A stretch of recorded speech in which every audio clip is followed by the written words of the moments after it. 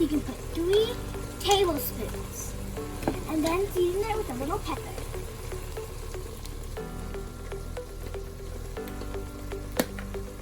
Beef cubes. So let's put them in. 1, 2, 3, 4, 5,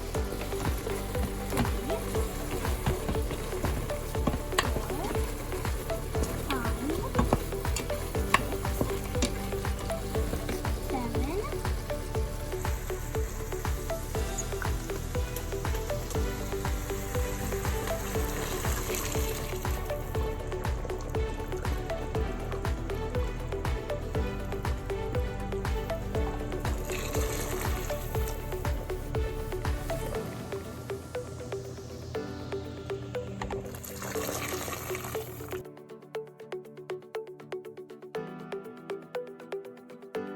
Okay guys, now our broth is ready.